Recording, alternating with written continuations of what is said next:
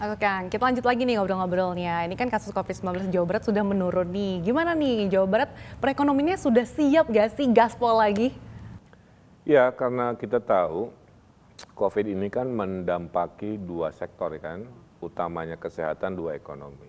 Pada saat kesehatannya sudah lebih terkendali, maka pikiran saya udah fokus ke ekonomi, ya.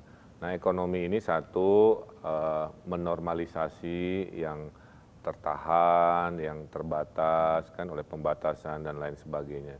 Jadi ibaratnya kalau disebut gaspol ya kita akan gaspol tadi. Tapi kan tadi teorinya ekonomi itu empat.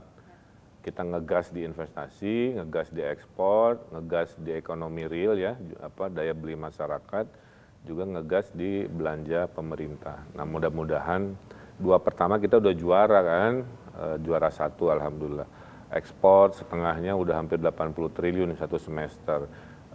Investasi. Kalau ekspor kita hampir 18%. Nah, tinggal saya ekonomi real, makanya ekonomi real ini saya bantu banyak nih.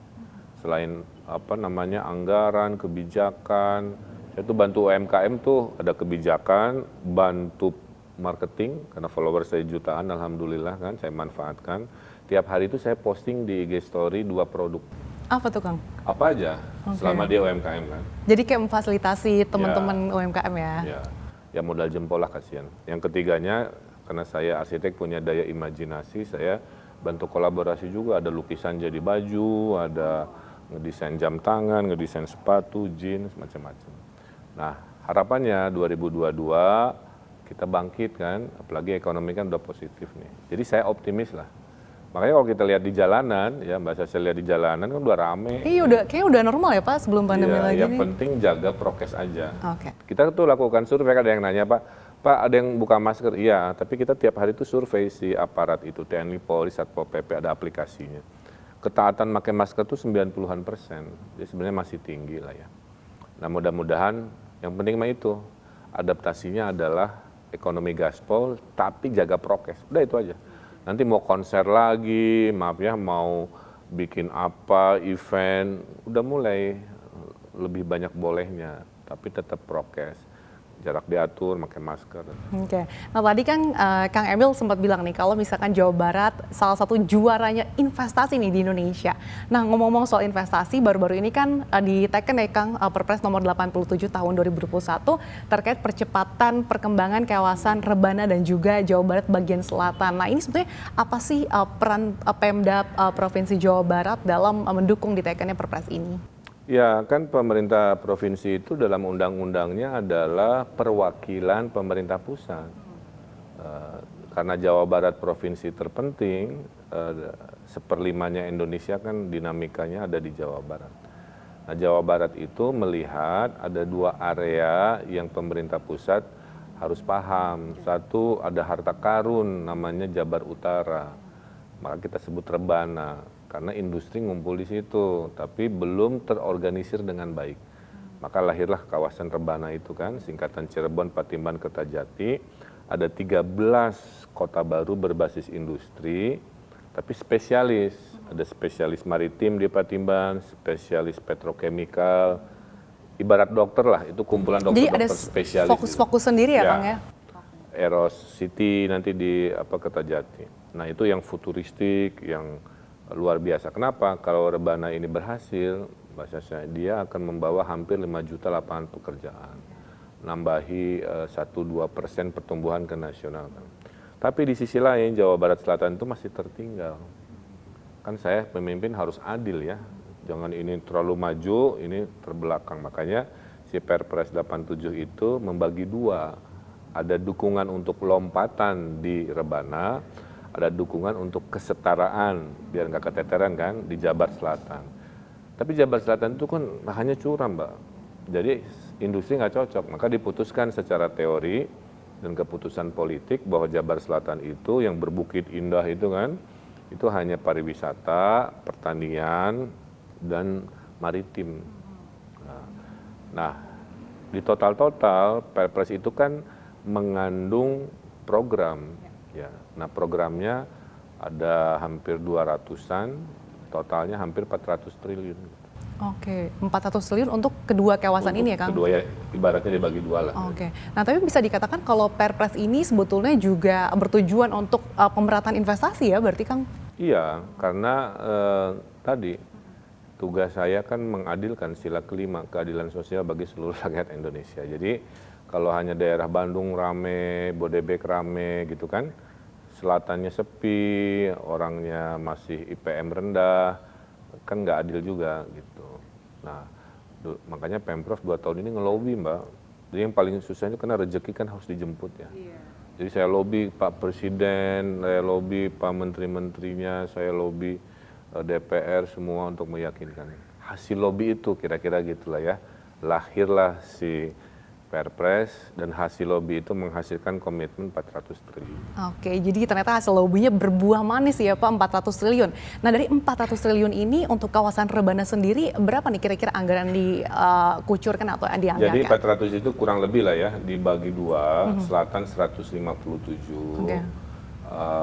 Kemudian Rebananya 270. Nah untuk kawasan Rebana sendiri ini difokuskan untuk apa?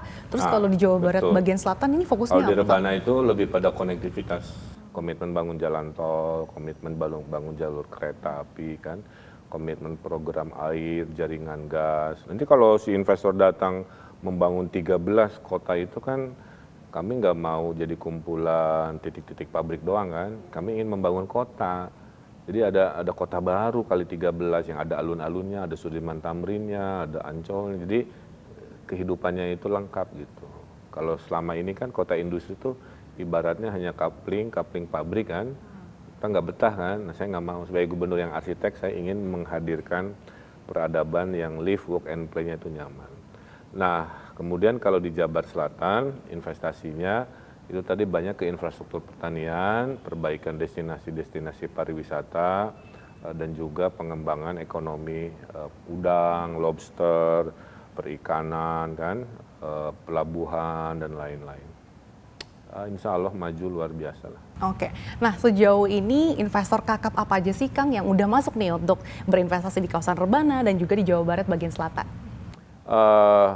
Saya nggak hafal detailnya ya, tapi kami punya hampir 41 triliun sudah ditandatangani, mayoritas ada di industri manufaktur, salah satunya adalah kelompok klaster mobil listrik, dan mobil listrik itu termasuk yang besar, dan akan terbesar se-ASEAN gitu. Jadi cocok dengan visi Jawa Barat yang mengedepankan ekonomi hijau kan, green economy, dan saya pun mobil dinasnya kan mobil listrik juga. Jadi green economy mendominasi juga, ya. Kemudian infrastruktur jalan tol.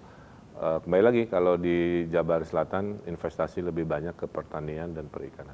Oke, jadi kita harapkan dengan dua kawasan andalan atau yang akan jadi primadona Jawa Barat ini bisa semakin menggenjot investasi Jawa Barat ya, yang sekaligus memeratakan perekonomian Jawa Barat dan juga menggaspol lagi perekonomian Jawa Barat. Karena ekonomi Jawa Barat itu punya 3 kekuatan: industri, pertanian, pariwisata. 1 lemah, 2 mendukung gitu. Jadi waktu COVID nih, pada saat 1 lagi turun, pertanian kan naik gitu kan. Jadi kelebihan Jawa Barat itu tidak mengandalkan ke satu ekonomi. Kami punya 3 musketeer mungkin gitu ya kalau film. Oke, mantap. Terima kasih Kang Emil atas waktunya sudah ngobrol-ngobrol nih di CNBC Indonesia kali ini. Sehat selalu Kang. Terima kasih sudah menyaksikan CNBC Indonesia Beyond Business.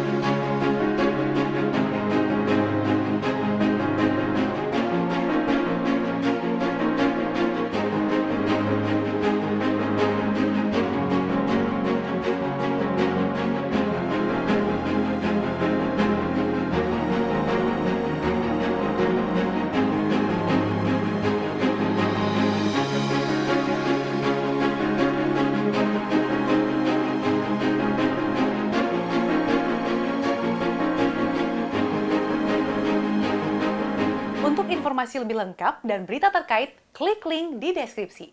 Jangan lupa untuk install aplikasi CNBC Indonesia di App Store dan Play Store. Jangan lupa untuk subscribe ya.